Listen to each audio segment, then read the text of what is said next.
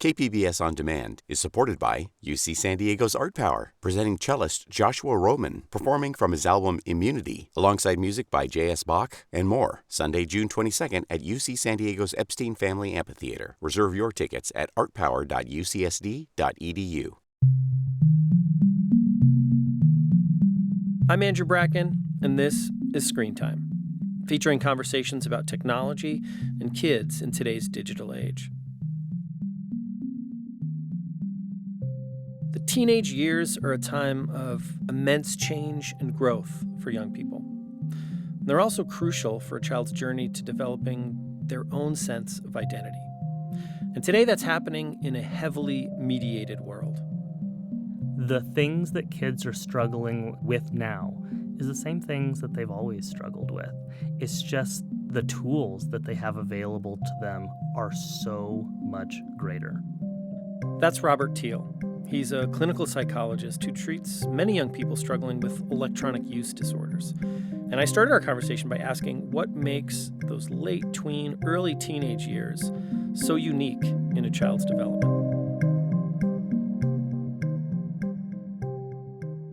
So the main psychosocial developmental task of a teenager, starting potentially around 12, 13, up until the age of 21, 22, is developing an identity separate from their family of origin. That's kind of scary for our families, and it's looked differently too. In past years, kids were very focused on the family, and up until about the age of 12 or 13, they tend to be. Who they are is their family of origin. They think the same things. They have the same beliefs. And right around the 12 or 13-year-olds, there's this tipping point of, what do I think independent of my family? What do I like independent of my family? A 9-year-old, if dad is a huge soccer player and into soccer, they like soccer. That's who they are. However, they get to differentiate. And when it comes to social media, when we look at the way children use social media, we start seeing a shift around the age of 12 or 13 to a point of their use of social media is around identity development and connection. Social media and online environments create a very, very rich atmosphere for identity development. As you mentioned there, that's a real crucial time of developing identity, even putting social media and technology aside. Yeah. What ingredients are needed for a healthy adolescence or for to kind of navigate these years of developing a self-identity in a healthy way? Well, the number one thing that comes to head is accomplishment. We feel accomplished when we come across problems that we're able to solve. A term in developmental psychology is zone of proximal development. And what that means is we're trying to give them problems that are just right outside of their ability and competency. So creating challenges, creating opportunities, creating learning environments where kids are, if they put in a little bit of effort, they're able to solve the task, solve the problem, and that gives a sense of accomplishment. And that's very important for identity development because identity development is an intrinsic and an extrinsic process. Extrinsic in the way that if you're my math teacher and you tell me, oh, Robbie, you're so good at math, I'm going to likely incorporate that into my identity. However, I also get to choose. I'm funny, I'm smart, I'm any of these attributes, which also is an intrinsic process. I'm internally choosing my identity. So one of those factors you mentioned that is important for identity development is feelings of accomplishment, because kids really chase that. And we hear a lot about this, intrinsic motivation versus extrinsic. You want your kids to develop their own sense of motivation. What are some ways parents can be thinking about harnessing that in their kids?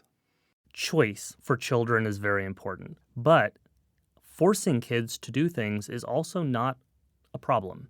A parent coming along saying, you have to play a sport, but you can choose what sport that is. You're going to learn a musical instrument, but you get to choose what that is. that choice component really helps kids get buy-in. And the reality of the situation is that oftentimes when it comes to parenting, the no's, the times that parents say no when they set limits, is actually the times that are the most helpful for kids over the yeses. So a parent saying, no, you have to do something. You get to choose what it is. If you don't choose, I'm going to choose for you. But you get the choice. But this is happening.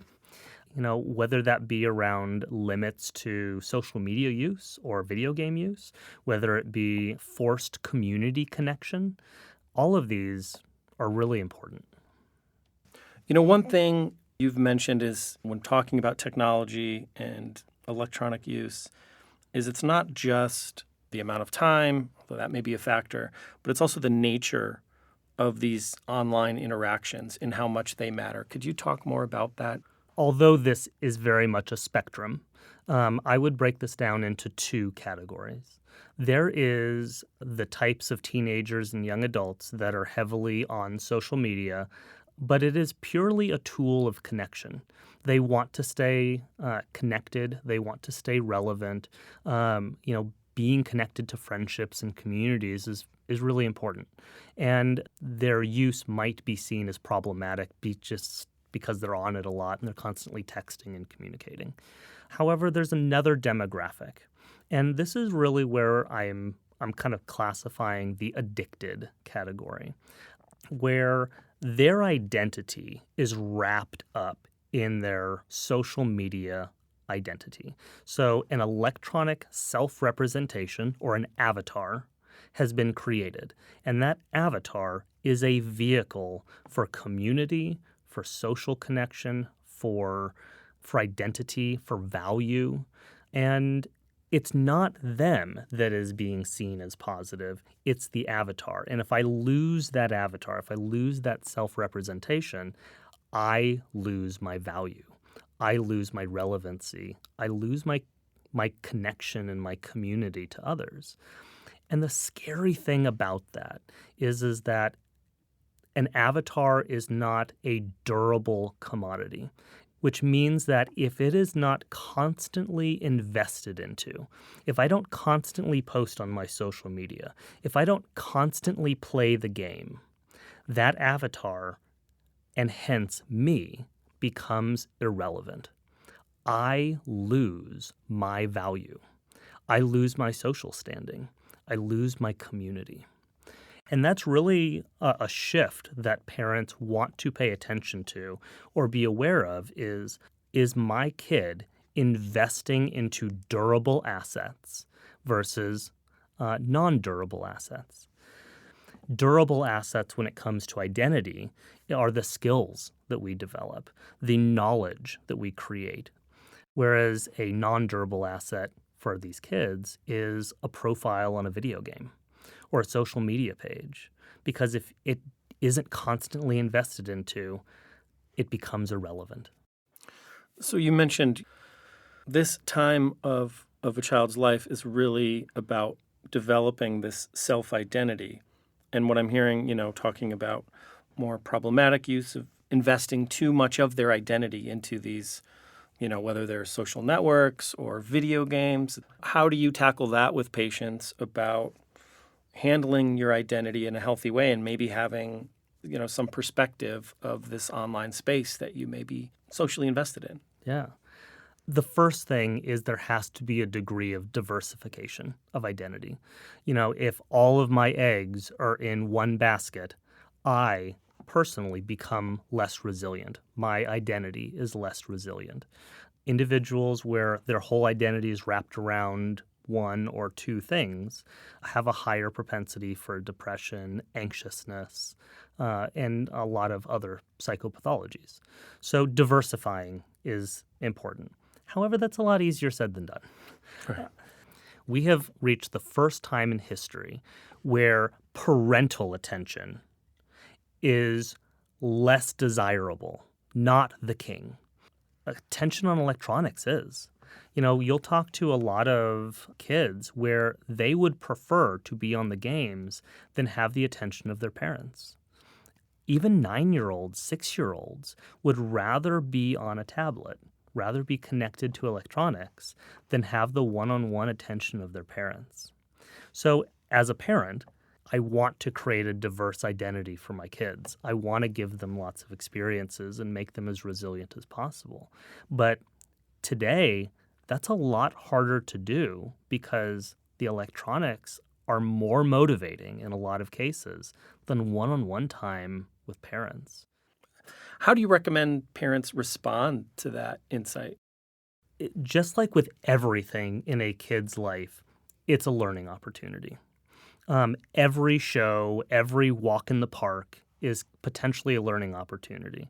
So parents can get involved with their kids and help them build some of these resiliencies without totally separating them from the electronics.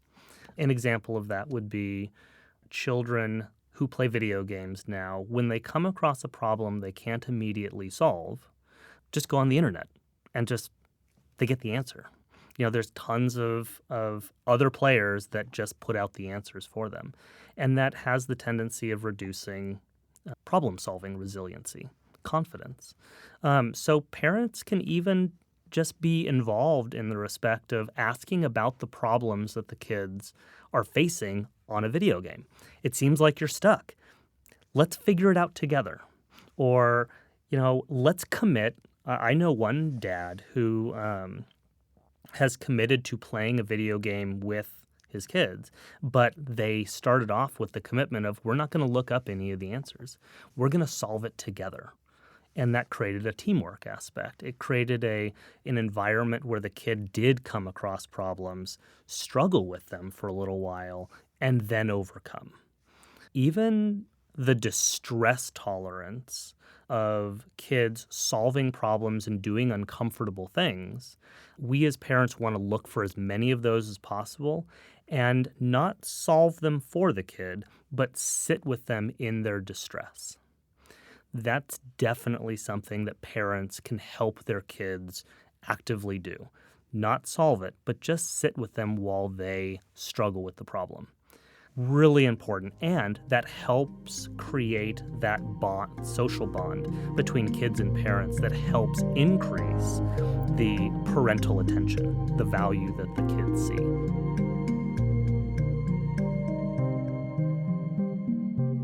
You can find more resources on all things kids and tech at our website, kpbs.org/screentime. What questions do you have when it comes to your kids and screens? My email is screentime@kpbs.org. I'm Andrew Bracken. Thanks for listening.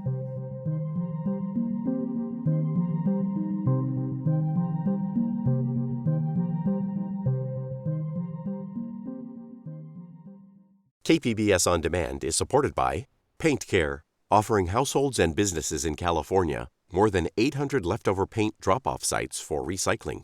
Quantities of 100-plus gallons of paint may qualify for a large volume pickup. Learn more at paintcare.org.